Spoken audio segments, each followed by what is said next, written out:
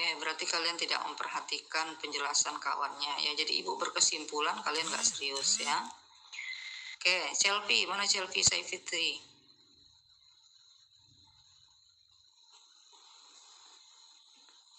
Halo, Selfie, ada masih di situ?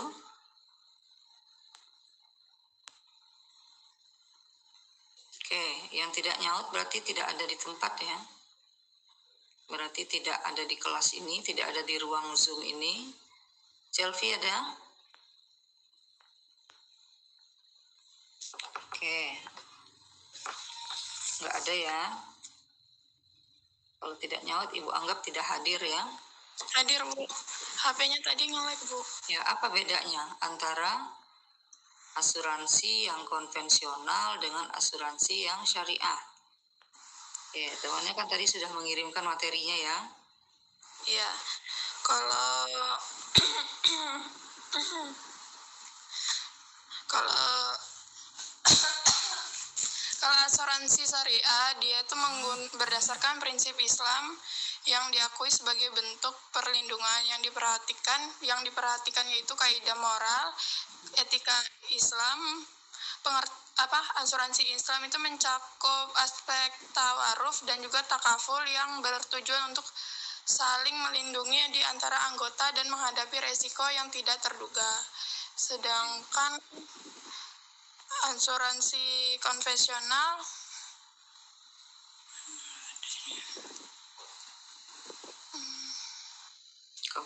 apa?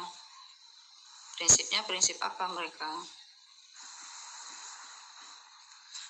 Asuransi konvensional menggunakan prinsip yang dimana ganti rugi. Prinsip ini memastikan bahwa pihak yang bertanggung jawab akan menerima kompensasi kerugian yang dialami jika ada kerugian. Baik, nanti dibaca lagi ya. Baik, Bu. Referensinya. Oke. Kemudian mana Deo Aprendi Yusuf ada? Ada, Bu. Ada, masih di situ ya. Oke, Deo, kalau Deo apa yang menurutmu lebih mendatangkan maslahat antara asuransi konvensional dengan asuransi syariah? Mana? Kalau dilihat dari prinsip tadi yang dijelaskan sama si Nadila tadi, apa kelebihan dan kekurangannya sih asuransi syariah itu?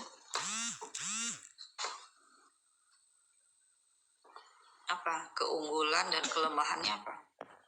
Ada nggak kelemahannya? Pasti ya setiap produk perbankan, setiap produk keuangan itu pasti ada keunggulan dan kelemahannya. Nah, kalau yang produk-produk asuransi syariahnya apa kelemahannya?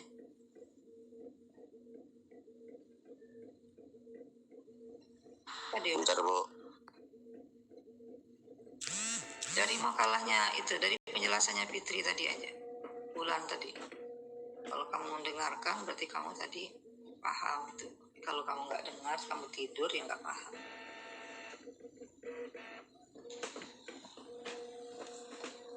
Oke, mana Dapa Syahdila? Dapa?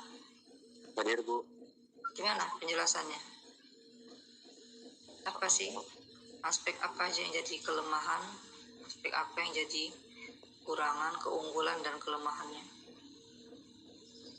Mana yang lebih banyak manfaatnya antara yang syariah dengan yang konvensional? Maka kamu harus uraikan dulu apa kelemahannya, apa keunggulan. Jadi kalau untuk asuransi syariah itu kekurangannya itu seperti minimnya sumber daya manusia yang mengerti kayak soal syariah dan hukum syariah. Terus apa lagi? Timbul praktik riba. Kalau kelebihannya itu dia memiliki potensi keuntungan yang lebih besar serta bisa terhindar dari riba dan pembagian keuntungannya itu pasti dan jelas. Ya, kalau pembagian keuntungan asuransi syariah itu caranya seperti apa? Apa bedanya dengan yang konvensional?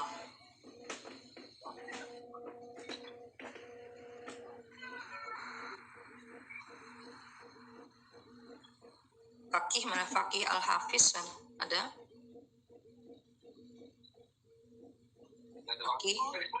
Fakih Al-Hafiz. Ada, Bu.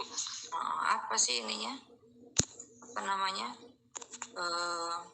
Keuntungan kelemahan yang lain selain yang diuraikan dapat tadi.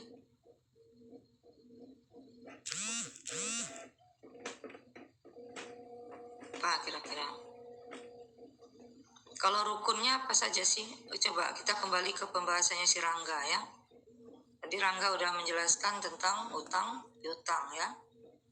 Apa rukun dan syarat utang piutang itu, Hafiz? Rukun dan syarat hutang piutang. Kalian kan udah belajar fikih muamalah juga kan? Apa rukun syaratnya?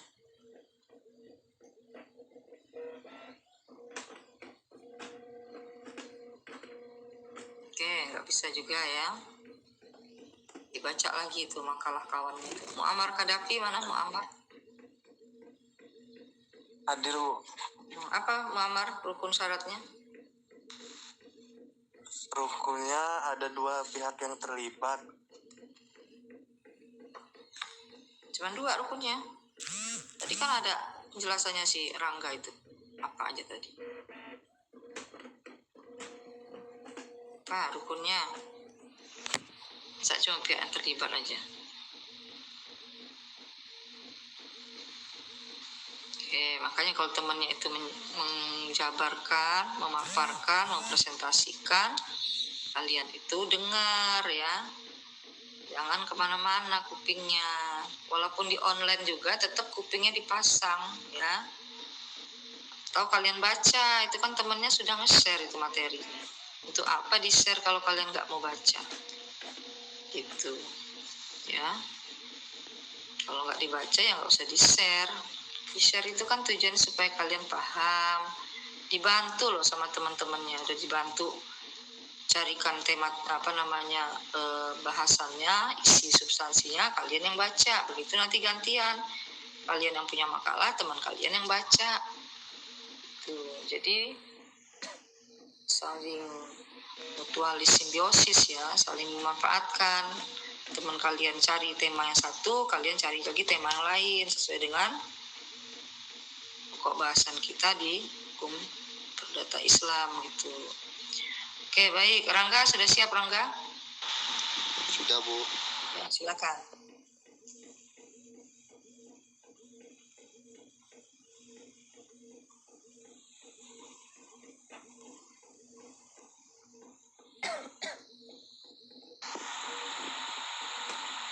Di sini saya akan menjawab pertanyaan dari Karin. Pertanyaannya, bagaimana jika penangguhan utang piutang apabila pembayarannya melalui berbeda jenis objek utangnya, misalnya membayar utang uang dengan barang. Membayar utang uang dengan barang diperbolehkan dengan syarat adanya kerelaan kedua pihak, bahannya halal, nilainya disepakati dan tidak mengandung unsur riba. Proses pelunasan harus dilakukan secara transparan dan dapat dituangkan dalam akad tertulis untuk menghindari perselisihan di masa depan. Jadi intinya boleh asal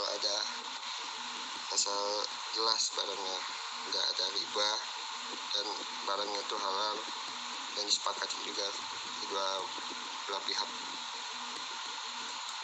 Oke. Jadi boleh ya? Boleh, Bu. Sebenarnya semuanya itu kalau yang namanya muamalah kembali kepada kesepakatan kedua belah pihak ya.